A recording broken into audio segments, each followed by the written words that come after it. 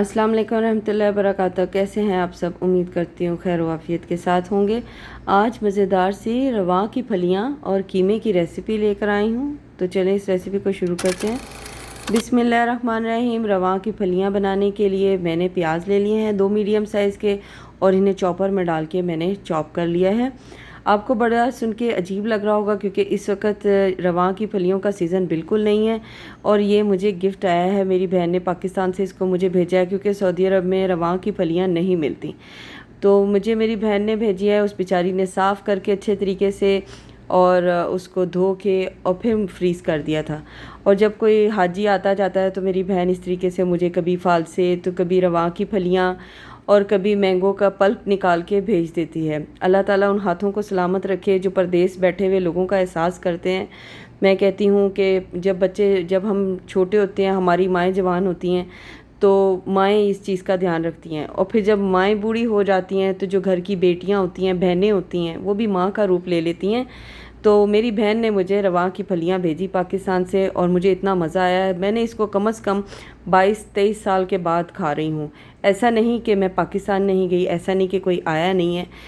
असल में बाज़ दफ़ा ऐसा होता है कि बाज़ दफ़ा हम जब जाते हैं तो वहाँ पर उसका सीज़न नहीं होता, तो उसका भी हल निकाल दिया मेरी बहन ने, और अल्लाह उसको जज़ा अता फ़रमाए कि उसने मेरे लिए भेज दिया।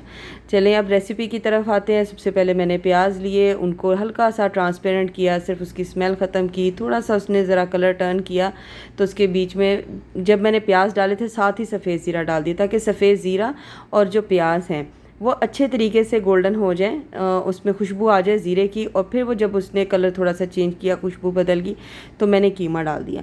कीमे को हमें पहले सिंपल ऐसे भूनना है जैसे कीमा अपना कलर चेंज कर ले, वो फ्राई हो जाए ऑयल में, थोड़ा सा उसके अंदर का कच्चापन ख़त्म हो जाए, प्याज के साथ मिक्सअप हो जाए, तो फिर लहसुन, अदरक और साथ में हरी मिर्चें, इन तीनों की पेस्ट बना ली मैंने।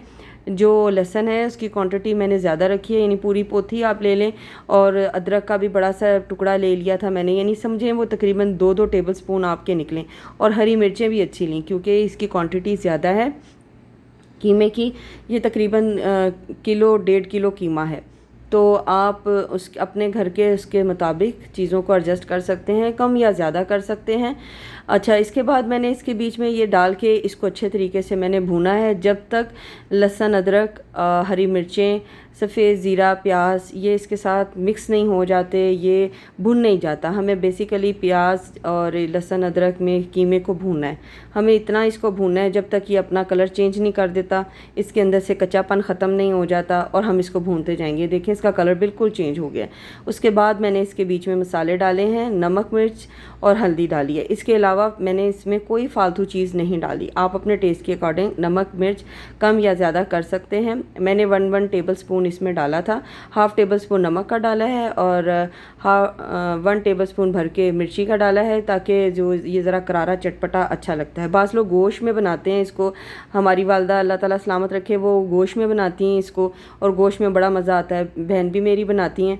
तो कीमे के साथ ये कि अगर आपका दिल कर रहा है लगातार बोटी की तरह उसको खाने में, तो आप कीमे में बना के खाएं कि बीच में आपका हाथ ना रुके, तो ये भी बहुत मज़े का फ्लेवर आता है। अब इसको हम इस मसाले को डाल के हम भूनेंगे इसमें, और कोशिश करेंगे कि ये लगे नहीं, क्योंकि हमने पहले ही कीमा काफ़ी हाफ़ डन कर लिया है, और फिर इसमें नमक मिर्च डाल दिया है। बिल्कुल एंड जिस टाइम हो जाए ना, ये भून जाए, हमारा नमक मिर्च मसाला भी भून जाए, तो जैसे चॉपर में डाल के मैंने टमाटर को चॉप कर लिया है, आप डाल सकते हैं ऐसे करके, हाथ से भी बहुत बारीक फाइन करके डाल सकते हैं। मेरा ये डालने का मकसद इसलिए इस तरह चॉप करके, बिल्कुल बारीक पेस्ट नहीं बनाई, क्योंकि टमाटर के जो ये मोटापन होता है इसका एक अपना टेस्ट होता है, और जो बिल्कुल बारीक होता है उसका अपना होता है।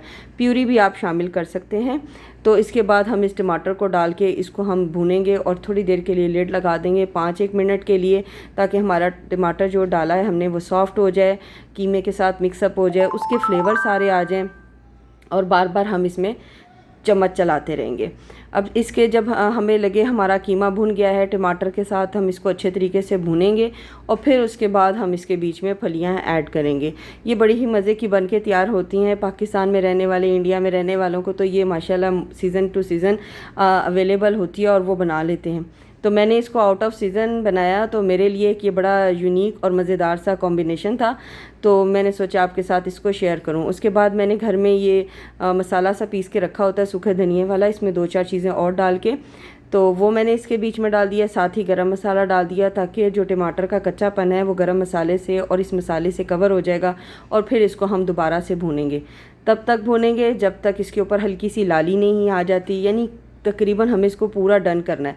और फिर उसके बाद हम इसके बीच में फलियां शामिल करेंगे। ये जी देखिए मज़ेदार सी खूबसूरत सी फलियां हैं हमारी। मैं आपको इसको उठा के भी दिखाती हूँ। उसने इतनी बारीक और नफासत से काट के मुझे माशाल्लाह भेजा है कि आधे से ज़्यादा तो समझिए ये फलियां ही मेरा दिल ले गई। और ये खूबसूरत भी बहुत लग रही थी।